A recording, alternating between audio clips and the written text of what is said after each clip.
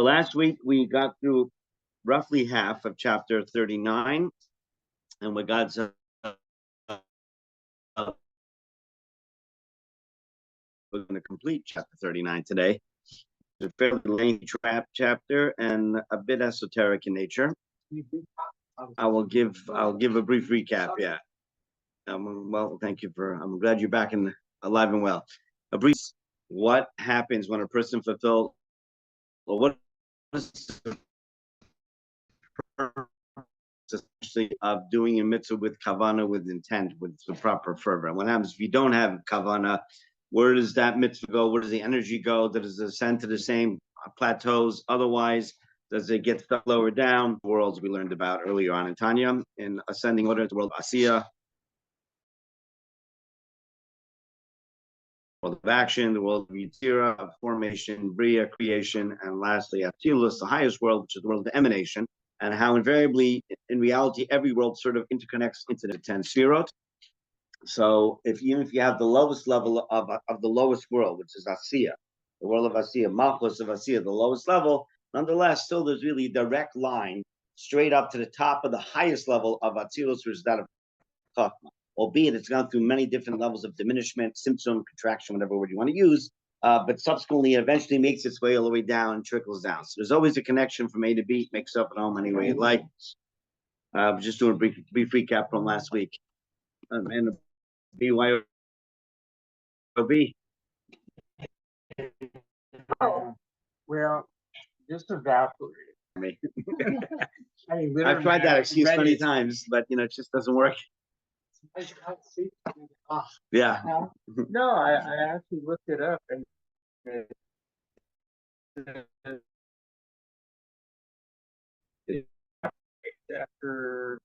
after non-usage. All right. Pretty much. Well, you should take care of that problem. Would you like a little chaim? Want to taste? All right, let's make a. They already made blessing shachos, so we'll make it. You pour yourself a little bit, and then we'll make another bracha. I have no idea what this tastes like. Scotch. I assume Scotch, right? Well, is it? Whatever they make. Golan Heights, something or another. Product of Israel. Yes. Hey, want to try something? Yeah, we'll give it. You might as well see what it is. I can't guarantee anything. How many fingers do you need? No, I'm better off for that. No, honestly, I'm not. You've been around here too much. L'chaim. Probably have. We'll make another bracha together. Baruch atah Adonai Eloheinu melech haolam she'akol niyeh b'doro.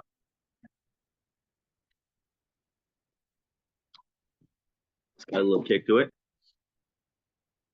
That's a.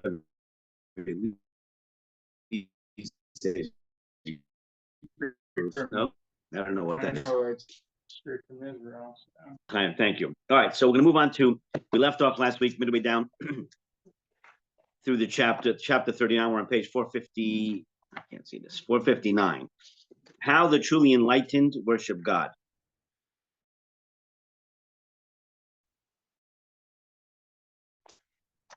So we've established in the earlier part of the chapter, number 1 or A, the mitzvah rises to the spherot of either Yitzira or Bria, and from there we'll pass upwards to the spheres of Atzilus and then merge with the blessed infinite light, the chambers of either Yitzira and Bria. Remember we spoke about the concept of the chambers and the energy that goes into chambers? So the souls, it's kalim and basically aras, basically vessels and light, if you will, okay? So the chambers are essentially where the souls are, and then they get filled with divine light by the mitzvot that we do. So the mitzvahs are the light, so to speak, the soul is like the chamber or energy. So it says, how could a soul rise to the highest of the 4 worlds of Atzilus? We talked about the souls being able, depending on how much kavanah they have, how much intent they have when they do a mitzvah, rising to the world of Yitzira, or perhaps the world of Bria, even higher. But can they hit the world of Atzilus? Ki chachmas v'nas v'dai tzishtein tzabarachum yichad Hashem b'tach sayichad b'ichad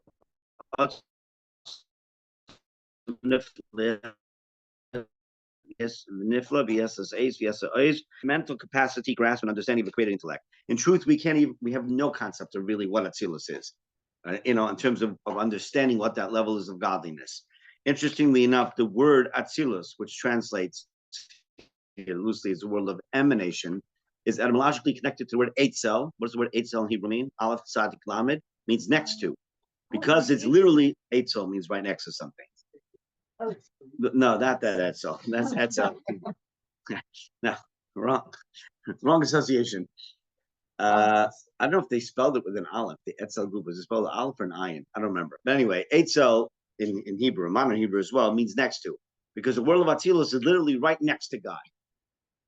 So it is such a high divine level of godliness that the mortal man can't grasp and understand what it even is. To the extent it's known that the Alter Rebbe, who had appreciation as to the world of Atzilus, what it is, at times couldn't even say the word Atzilus. He couldn't say the word out of such reverence. He would say Atzi, Atzi, couldn't get the whole word out, because he appreciated truly what Atzilus is. So even saying it brought about such a level of reverence and fear within himself.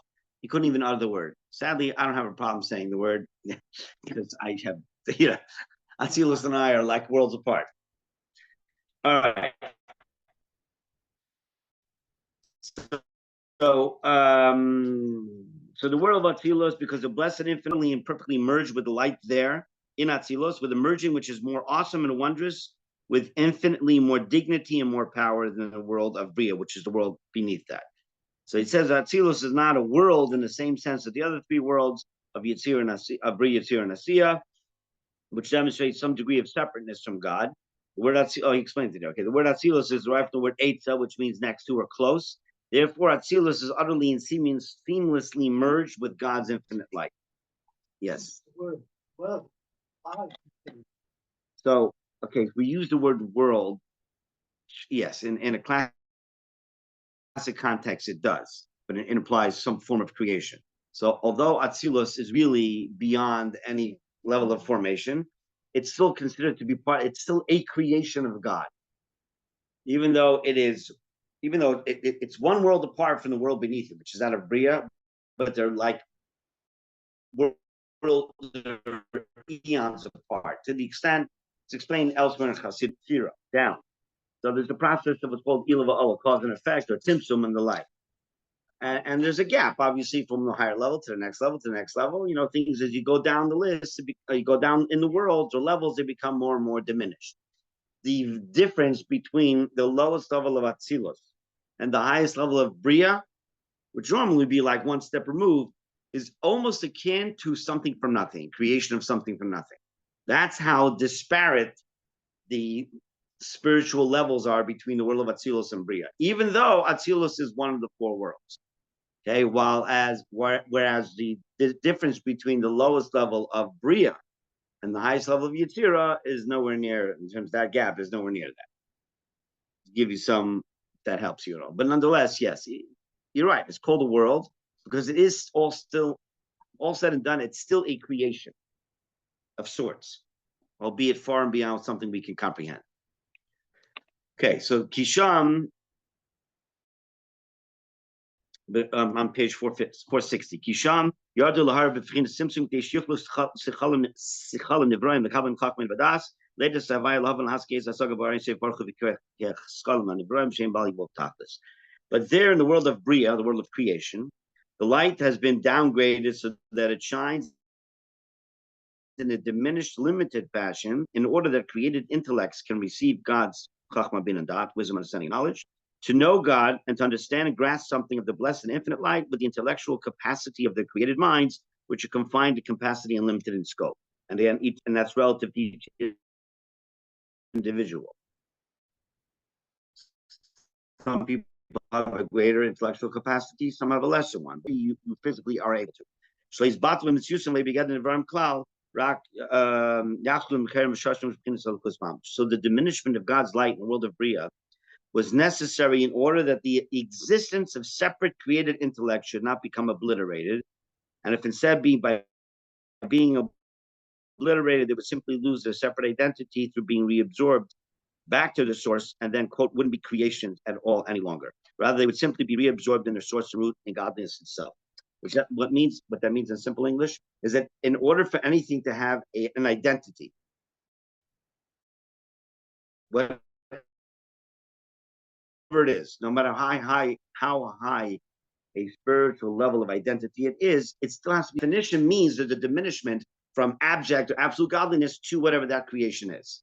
Okay, so obviously the lower you go down in the worlds, the more diminishment there is, the more, well, these are all spiritual worlds, like you Bria, Yitzira, Asiya, but the lowest level, the world of Asiya, in order for this water bottle to exist as a physical entity, okay, in plastic, with water, H2O, what have you, there's a tremendous diminishment of here, albeit to you and I, it just looks like a bottle of water. I don't necessarily see God in the bottle of water, right? Without trying really hard. Okay.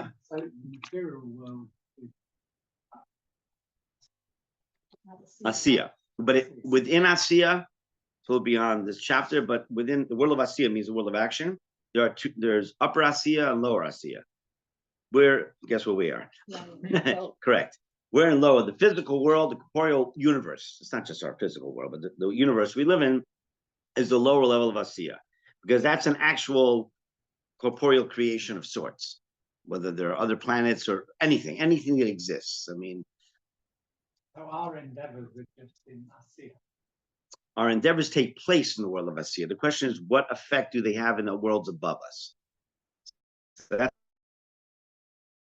the whole point of here of the concept of, and you can raise your energy, the energy that you're getting, and raise it to coming from a world of Yetzirah, a world of Bria. We'll see shortly, very few people are able to tap into the world of Atzilus. Very select few tzaddik, and most people can't. But nonetheless, at least to the worlds of Bria and Yetzirah, which we can do, but that takes effort on our part. We'll see shortly, what happens if I do a mitzvah without any kavanah, or I study Torah without any kavanah. I just do it as, I don't know, as an academic pursuit without the concept of serving God, or for self-aggrandizement purposes, whatever it may be. Does that count for anything? But we'll get there shortly. Question from the audience. If you're doing, okay. English, you can say it in English. I know. Okay. If you're doing a mitzvah, isn't it automatically? So there's the action of Right, doing that's the the mitzvah. action. Okay, but then there's the kavanah, the intent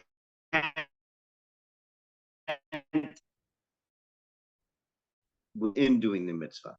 There's the act, which ultimately is key, because you can't mention the example a week or two ago. I can intend to help a poor person, but if I don't give them charity, all my intention is great. They're not going to eat. You know what I mean?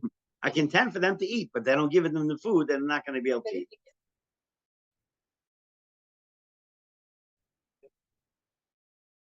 So if I give them the food, even though I'm doing it because I want to pat myself on the back or I want my name on neon lights, the charity. So the question is now, why am I giving the charity? Am I giving the charity because God said I'm supposed to give whatever percentage it is to help out the poor, whatever it may be? Or I need to get more attention solely from myself.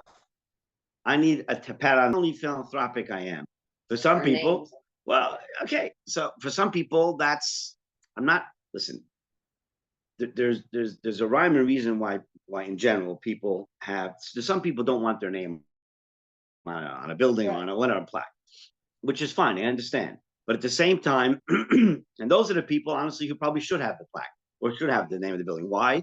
Because invariably by showing that you are helping whatever organization may be, you're likely to get other people on board. Oh, so-and-so gave, okay, I'm also going to participate, whatever it may be. It's human nature.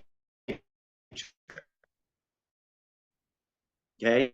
They're not usually doing it because they have to have their name, neon lights, or whatever it is. And it's not necessarily because they're serving God, it's not for a godly purpose. I'm just giving one example. That's tzedakah, but it can be any mitzvah. It doesn't matter what the mitzvah is. You're lying Shabbat, any mitzvah. But if you're doing, okay, my question is, you were doing the mitzvah and you say, what's the purpose? Do good. So, well, doing good is a sort of an ambiguous term. A mitzvah is not just a matter of doing good. We do the mitzvah because God commanded us to do the mitzvah, to serve God, which is good in and of itself. Okay, so you can do the mitzvah, pick any other mitzvah. I don't know, choose one, whatever the mitzvah is. Sorry? Whatever it is, properly. Well, I gave the example of charity, but it could be any mitzvah. It could be lighting Shabbat candles. It could be putting on tefillin. It could be putting up a mezuzah in your house. Whatever it is, it doesn't matter. Any of those mitzvahs, 613 commandments. Right. The question is, why am I doing this? Let's say you put up a mezuzah on your house. Why are you putting a mezuzah in your house? Is it to make you feel good? Is it because it's a commandment that we read in the Shema multiple times a day? Why am I doing it? Is it because I'm superstitious? I want God's insurance policy. There's no premiums. I don't have to fight with Allstate or whoever it may be. State Farm. It's easy. Why am I doing any of this? I mean, I don't need insurance now. I got. You might have to fight with your mortgage company unless you have a mortgage. You know, they or do I just want to be identified as being Jewish? You know, I'm proud about my Judaism, so I want people to know I'm Jewish. I put them as a or the ultimate reason is because God commanded me in the Shema, you should write them on the doorposts and the gates, doorposts of the gates in your houses, and therefore I put it the mezuzah. I saw the video around 9. And that's a good reason, right? We went to the Sofer on a trip to New York. So. Oh, there was a video? Well, we took them. There was a group that went to, not this year. This was last year. Oh, It's a different Sofer you went to. Whatever. Anyway, the point of the matter is,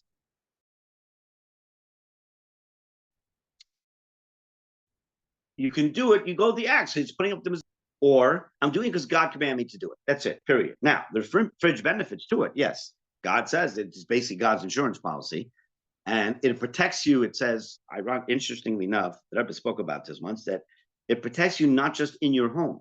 The mezuzah protects you no matter where you are in the world.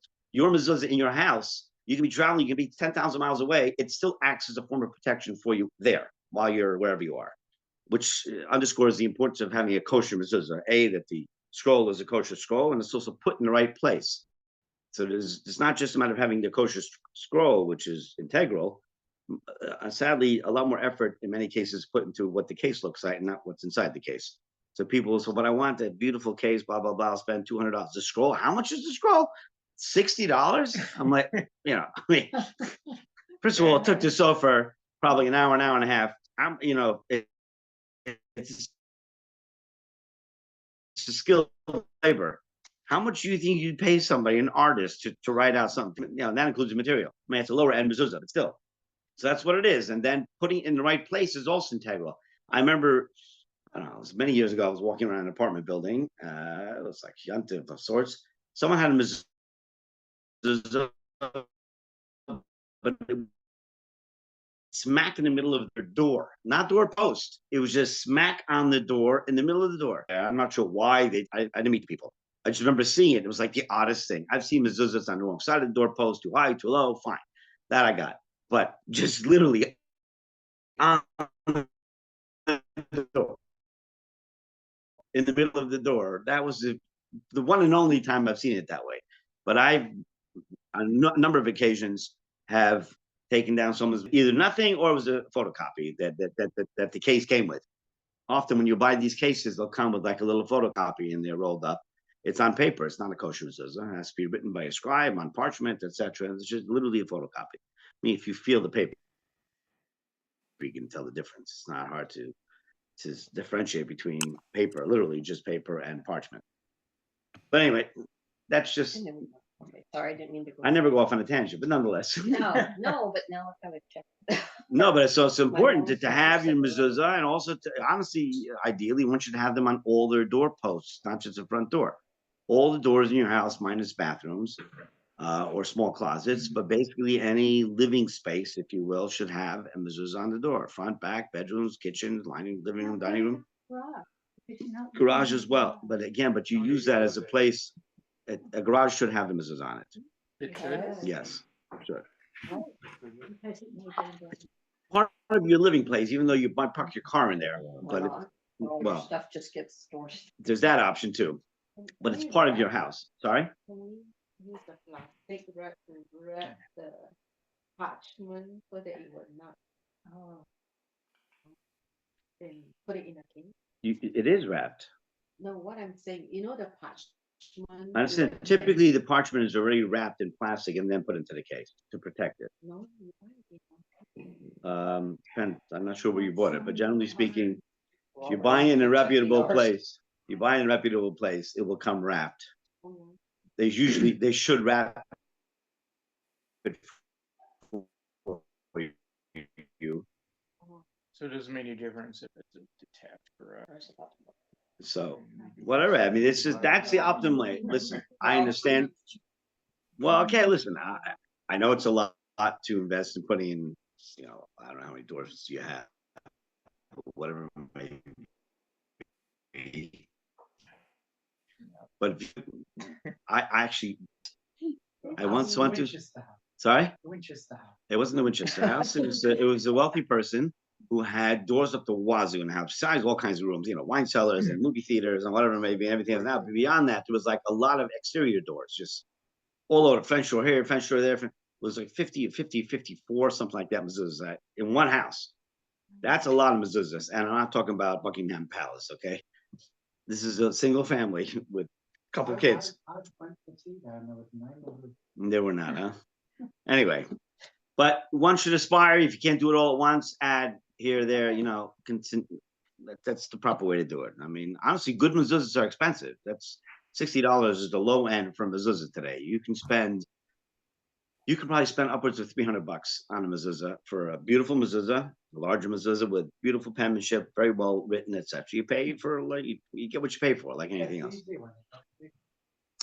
It's easier to write properly. So the very small mezuzahs, often they're not kosher to start with. It's very hard to write letters that small where each one is perfectly written. They're not interconnected, what have you. It's not impossible. There are some scribes who are very skilled at it. They're usually more expensive because they're very hard to write.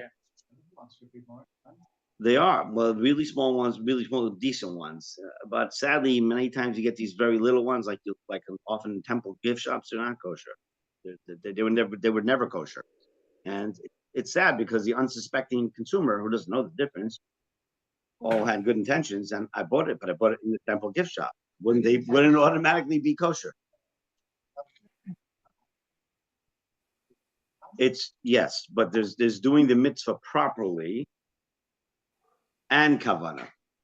This is not doing the mitzvah properly because the mitzvah, the mezuzah, or it could be tefillin, it could be anything. They sell tefillin also, they're not kosher to start with.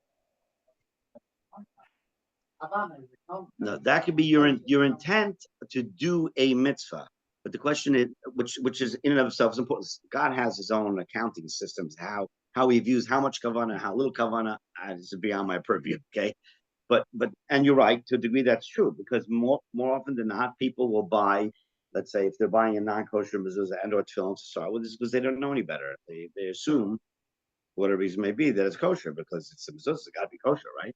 So you're the student. They should honestly. Well, it's creating a, I don't know, call it a sin. I would also be pretty upset because if I'm spending, I don't know what they charge in the temple gift shops or whatever they may be, you know. So, but the problem is that more often than not, the consumers that are buying from those gift shops more often than not are more worried about what the case looks like than what the scroll looks like.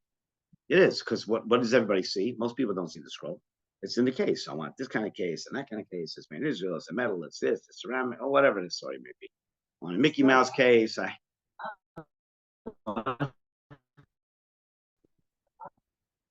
again, there's nothing wrong with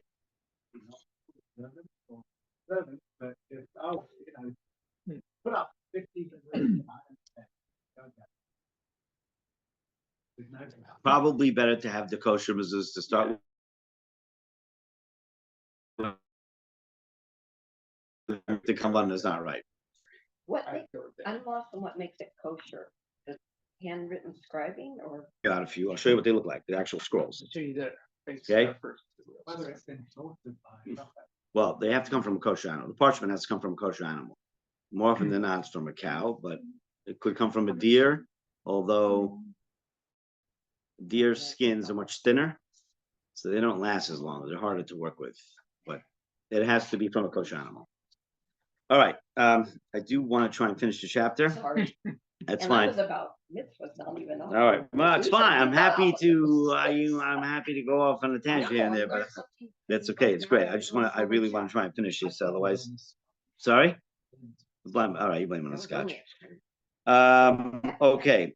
Back to where was I up to here? Bottom of page 460. So in the world of Bria, it's this diminishment which enables the Blessed Infinite One's Chachma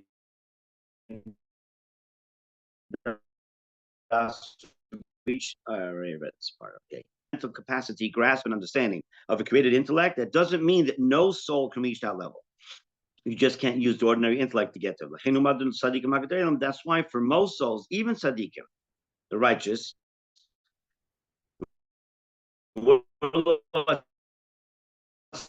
cannot be quote their home, and consequently a few, especially great tzaddikim. So how do these great tzaddikim reach a consciousness of Atzilus? If, as we've explained, it's impossible for a created intellect to grasp. Even though they're tzaddikim, they're still created. They have created intellect. The created intellect can't grasp it.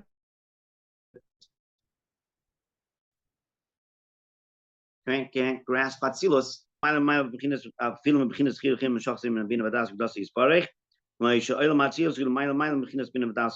Because the worship of these great tzaddikim is on a level that vastly transcends even the intellectually generated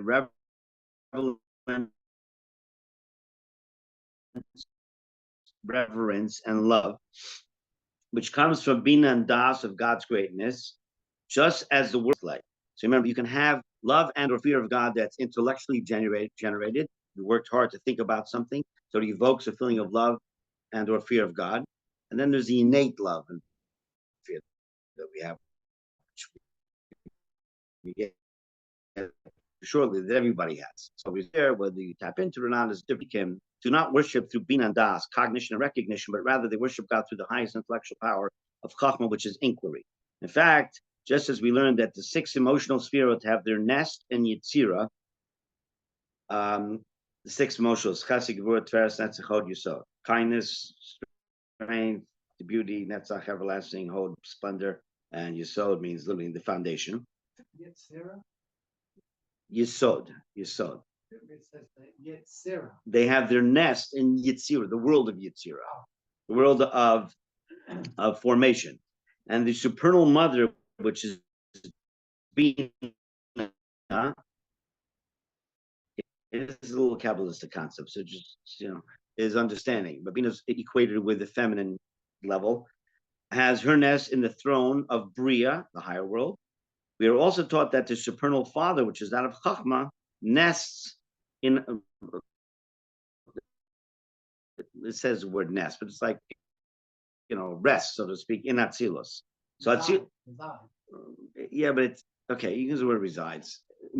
Right, he kind of translates it somewhat from the literal. Atzilus is not unreachable by the mind, it's just beyond the grasp of our cognitive apparatus and can only be appreciated with Chachma.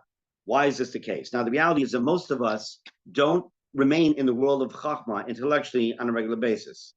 We all have Chachma, we all have a level of wisdom, but it's that first flash of inspiration. It's not something which is understood, it's not something which is digestible yet. So most of us can't just remain in that suspended state.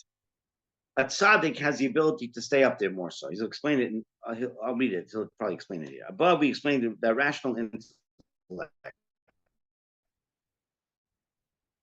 Bina and Das can bring you to Bria, the world of creation, because the intellect is objective and gets you out of yourself, which are emotions. Or emotions, we learn, are personal bias, whereas the intellect can be transpersonal and objective. What does that mean? That when you have an emotional experience, it's subjective to you.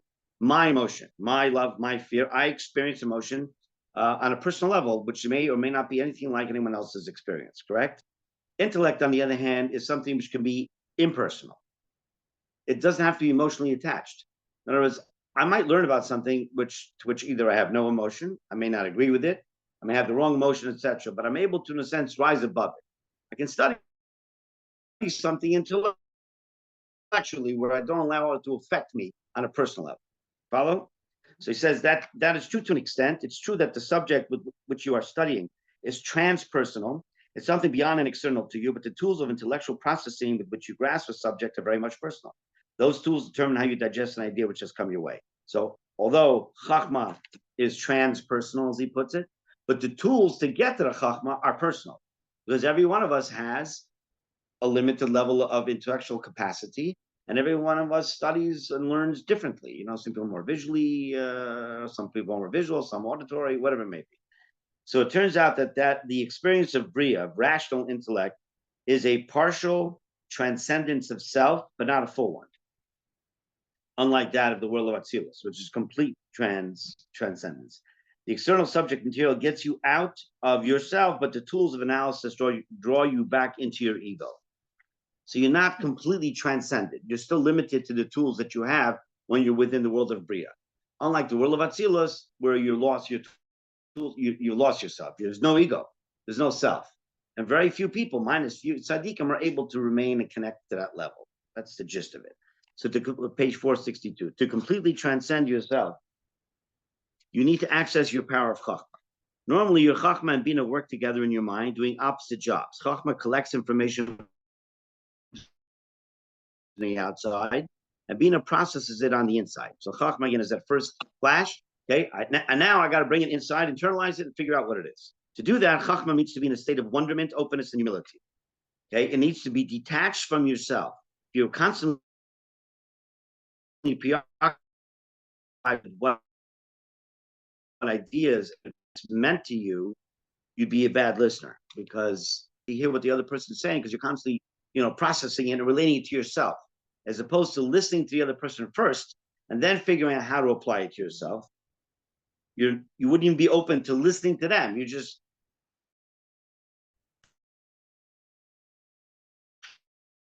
it's about me. How does it apply to me? So you would never be unnoting your own reaction. So for Chachma to do its job and receive wisdom from the outside, it must be totally detached from self and focused entirely on the other. Anybody who's in the listening industry, therapists, okay, of sorts, you have to be able to listen.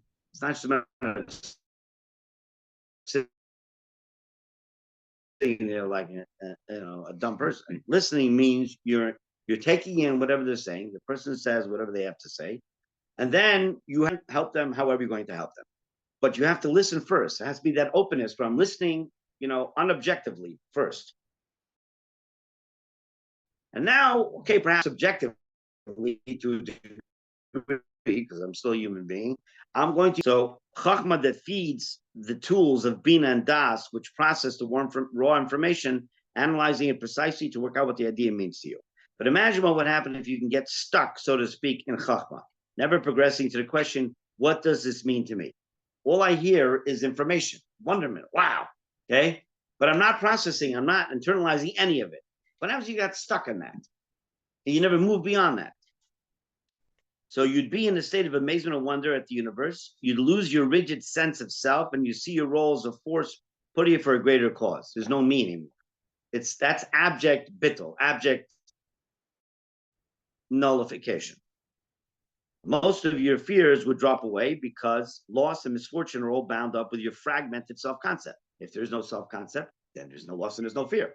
Your thought about God wouldn't be, what can God do for me? But rather, I am nothing but the power of God within me. That, to a degree, is the level of that tzaddik. That's what the tzaddik, the highest tzaddikim, that's the level they live on day in, day out. So while you can't really know what Atzilus is, unless you get there, until you get there, the Tanya gives us one simple guidepost here. It's about transcending Bina and Das and reaching a consciousness of Chachma. Okay, it's a bit of a esoteric concept, but I hope you got the gist of it, more or less. Is that a definite maybe? A little bit. I can re-explain it.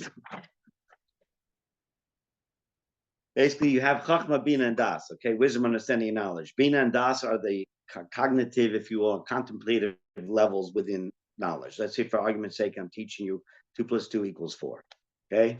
So there's, all right, so I got numbers, I have a 2 and a 2, and I'm putting it together. First, I might just tell you 2 + 2 = 4, but let's say you didn't even know what 2 is. You didn't even know what 4 is. It's just a concept.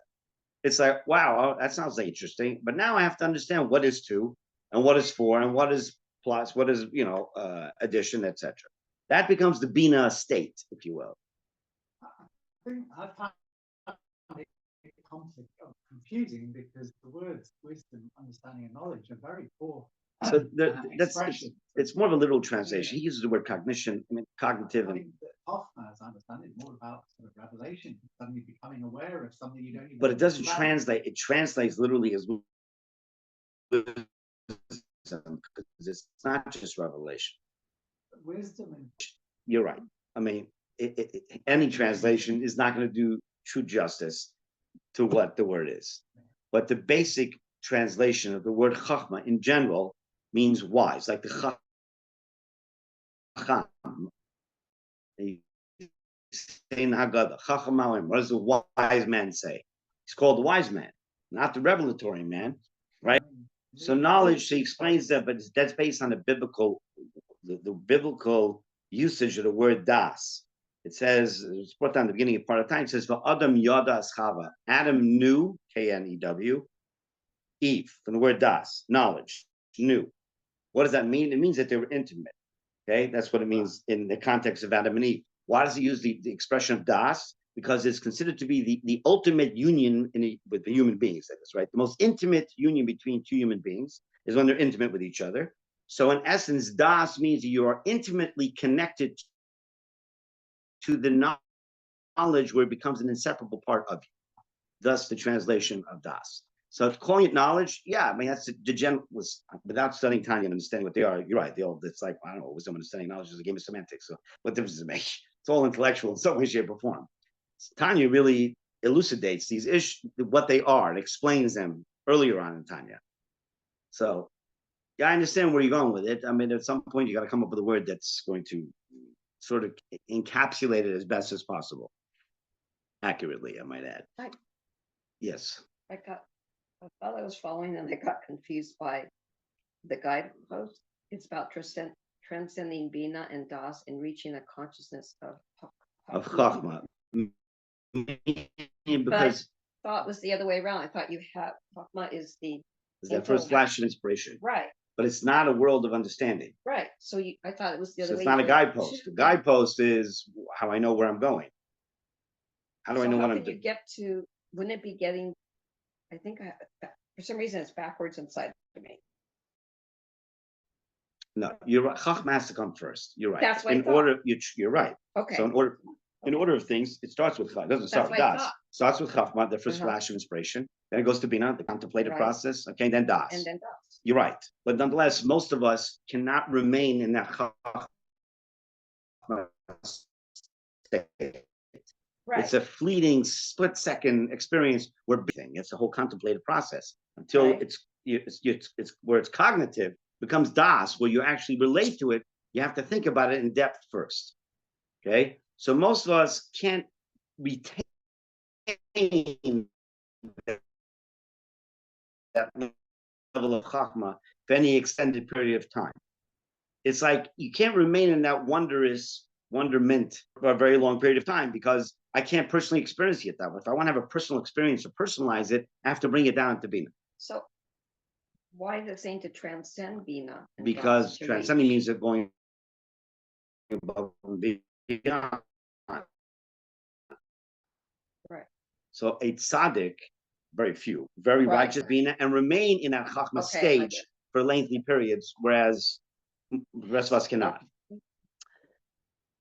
Okay, so now Ella, it's easy. Okay, Ella avedasam begins.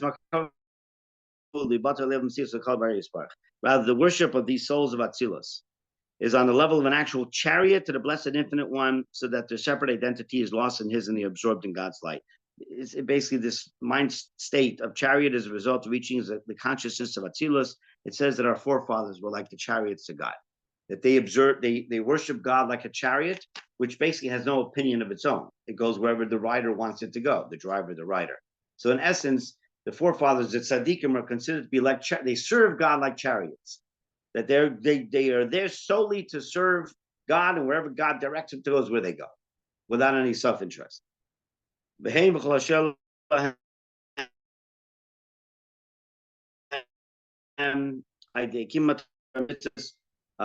them and everything that is theirs. It will touch all of the great tzaddiks' relationships and possessions through the observance of Torah. It said the patriarchs were genuinely a chariot to God, Because all their days, the patriarchs worshipped on such a level. So while this may seem beyond the reach of ordinary people, Tanya suggests that such a consciousness is attainable by us at certain auspicious hours, times. But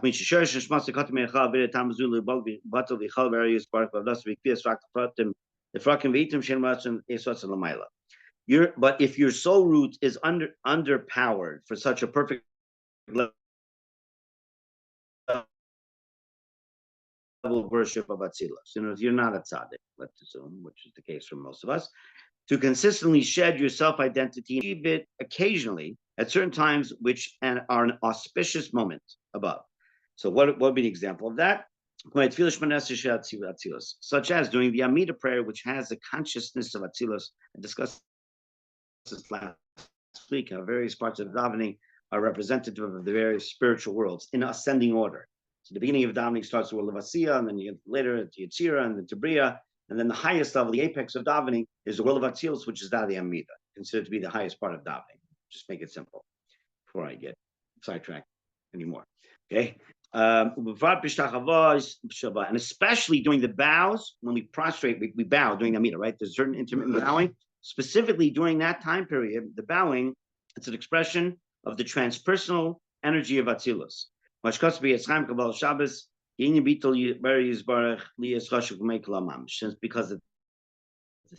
theme of bowing is the dissolving of your identity in God's light to be considered zero in his presence, literally, right? When you bow in front of somebody, showing subservience, or in this case, in front of Hashem. Azai, page 464. Azai, but ultimately, since such a soul only reaches the level of Atzilus occasionally, its primary soul location is in the world of Bria. But for only occasionally, at an auspicious moment, will the soul rise to Atzilus at special moments of personal inspiration known as feminine waters, as is known to those well-versed in Kabbalistic esoteric wisdom. Anybody well-versed in esoteric Kabbalistic wisdom? Okay, good. Basically, and I'm just going to keep it short, but you have something called the feminine waters and the masculine waters. Okay, they're not physics, these are spiritual concepts. The point of the matter is that when a person does something down here, mitzvah, serving God and the like, davening Shmoneh Esrei, the Amida, you're creating a vessel, right, to receive blessings, energy, light from God above. So what you're creating is what is equated with the feminine waters, if you will, the feminine side, the receptacle, and bringing down the masculine, which is basically the divine light and energy coming from Hashem to fill the vessel that you're creating. That's like feminine waters, masculine waters, oversimplified, but that's the gist of it. Okay, so far we have discussed different levels of Kavanah, which propel your soul and your mitzvah to the worlds of Yetzirah, Bria, or Atzilus. Now we'll turn to lower levels of attentiveness. The reward for a mitzvah is a mitzvah, which sounds odd. That's what it says in Pirkei Avot, Ethics of Our Fathers. The word reward for a mitzvah is a mitzvah. What does that mean? Meaning that from its reward, you can know the mitzvah's quality and level. In other words, various mitzvahs have various rewards and levels, right? So the majority of mitzvot, we don't know exactly what the reward is going to be. There's actually 2 mitzvot where the Torah tells us specifically what the reward is. 2 mitzvot in Torah. One of them is to honor your father and your mother, and the other one is to shiluch hakan, sending away the mother bird if you want to take the fledglings, right, the little baby birds. What is the reward? Torah tells us specifically, long life, arichas yamin. Other than that, Torah generally does not tell you exactly what the reward is going to be for doing this, that, so on and so forth. We know the gist of it, perhaps, but not an explicit, unlike those 2. He says we shall not concern ourselves with things esoteric. Namely,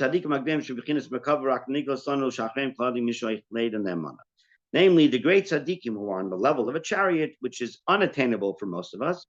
We shall only discuss those things revealed to us, things towards which every person ought to aim, and you need to have a profound recognition of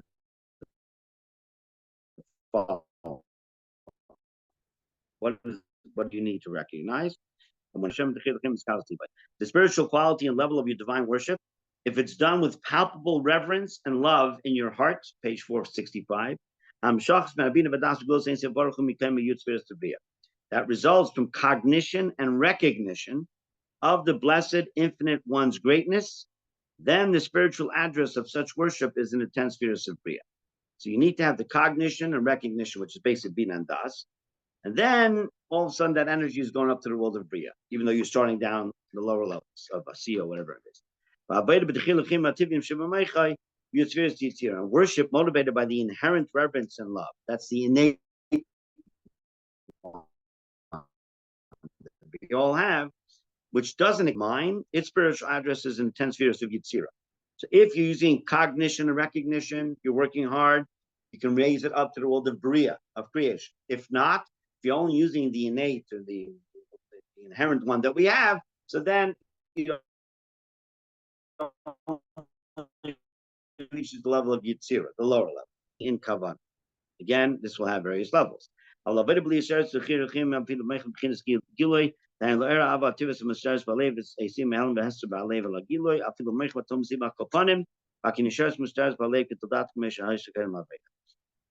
that's not motivated by reverence and love, not even consciously as the consent in the mind. In other words, you didn't even awaken the love already dormant in your heart to bring it to light from its prior state of concealment hidden in your heart.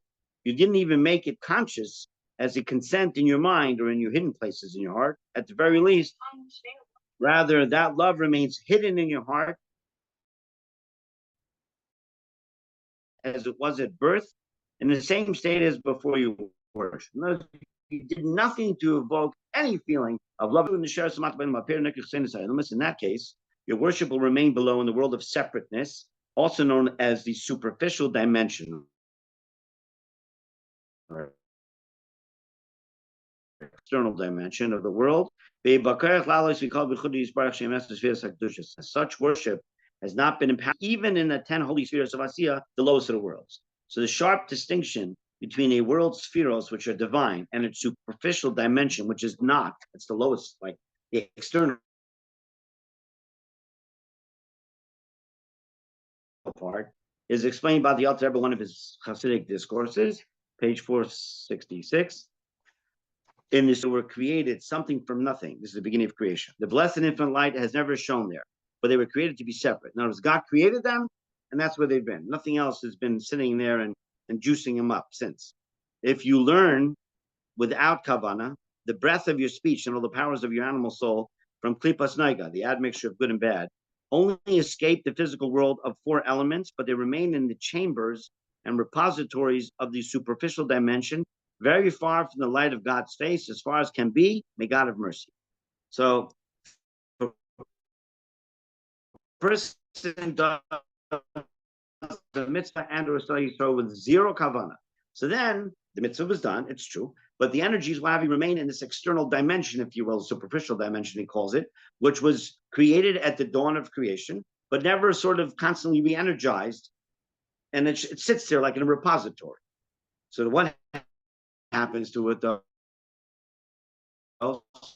So, okay, does it ever go anywhere? It's just like, it's like a dorm. As the Zohar, Kunizora teaches, without reverence and fear, and love, a mitzvah will not fly upward. It says that love and fear act as the wings, quote unquote, for a mitzvah to soar above. It can't rise and up and stand before God.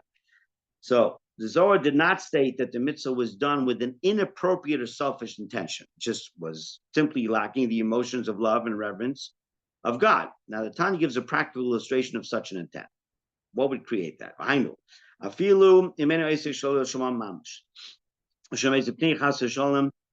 means that even if your worship was not completely inauthentic, carried out for some ulterior motive, God forbid, other than worshiping God, rather it was in the spirit of the verse, the reverence of me is mitzvahs of men performed by rote. You do it. You don't think about it, you're just doing it, right? So perish meaning that the worship was done out of a habit you've grown accustomed to from childhood, that perhaps your father and teacher trained you and taught you to behave as one reveres God and worships him. But on the other hand, your worship wasn't genuinely authentic either. Page 467. Because it's impossible for worship to be genuinely authentic unless there's a stirring of innate reverence and love at the very least.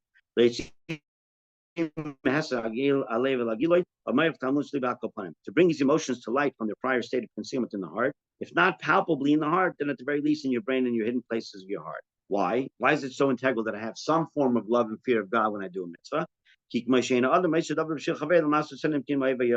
Because just as you wouldn't do something for your friend to fulfill his will unless you loved or revered him, right? Why would you do something for someone else? Because you care about them or you fear them.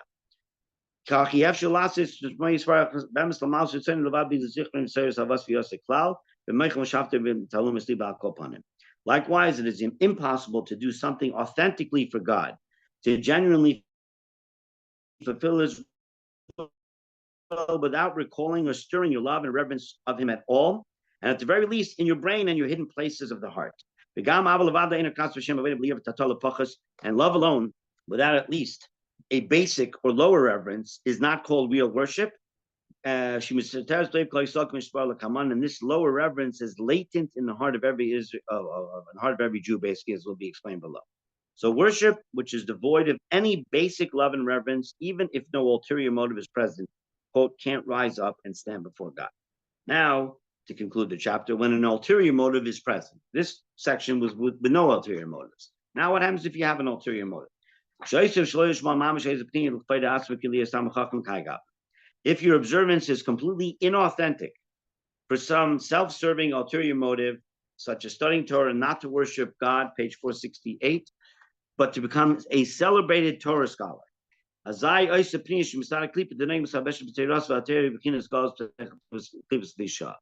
So then the ulterior motive, which is from klipas noiga, becomes enmeshed within your Torah, and the Torah becomes temporarily exiled in the klipa. So the failure to rise up and stand before God in section 5 is not the worst case scenario for your mitzvah. At that level, the mitzvah didn't go up to God, but it didn't go down to either. It's in that repository, right, of the external, so to speak, world. But if you have a self-serving motive, it doesn't mean that klipa has control over your mitzvah. It just means that the klipa hides the mitzvah's energy.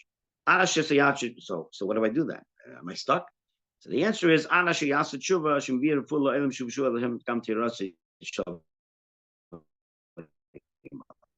that is until you do teshuvah, repentance, which brings healing to the world, since when you return to God, your Torah returns with you from klipa. So in other words, when a person does teshuvah, it then releases the Torah that you studied inauthentically for an ulterior motive, and it releases it from the klipa and then rises upward with your teshuvah. Now, an interesting question here is when you do teshuvah for prior worship conducted with an ulterior motive, thereby freeing that worship from the klipa in which it had become enmeshed, to what world does your prior worship now ascend? Like, okay, does it go to the world of Yetzirah? Does it go to the world of Bria? I mean, fine, I got it out of klipa. Where does it go then? So the answer, it depends what motivated your teshuvah. If your teshuvah was motivated by intellectually generated love and reverence, the Torah will ascend to the world of Bria. That's the higher level. If, on the other hand, the teshuvah was motivated by an innate love and reverence, the inherent one we have, so then the Torah will ascend to the world of Yetzirah. So therefore, our stages of blessed memory taught. A person should always engage in Torah study and performance of mitzvahs, even inauthentically. For doing it inauthentically, he will come to do it obviously, because eventually it will bring you to authentic practice or study. If inauthentic worship becomes enmeshed in klipa, why does the Talmud encourage it? So apparently the Talmud based its statement on the above point, that when you return to God, your Torah returns you with you from klipa. So the Talmud reasoned that it's an absolute certainty that you will eventually do teshuvah, either in this incarnation or another. And he explains it doesn't necessarily mean a different person. It could be a different incarnation within your lifetime, different stage of your life. Why? Since even a banished person will not remain banished from him, as it says in the prophet Samuel. So it's not that the inauthentic worship rises to God, actually gets trapped in klipa, but inauthentic worship is still worthwhile in the long run, because you will definitely redeem it at some point later on. I explained here. Okay, in this incarnation or another doesn't necessarily mean another lifetime. It also refers to a period when there are major changes in your life, your midlife crisis. We now return to the lower level of inauthenticity mentioned above, where there is no kavanah but no ulterior motive either. such as observance by rote. This will conclude the chapter. I'm midway down 469.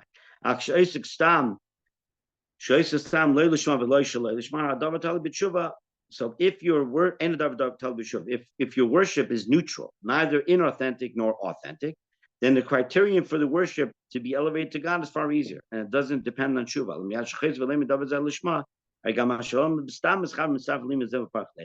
So rather, as soon as you go back and learn this same portion of Torah, if you will, with an authentic intent,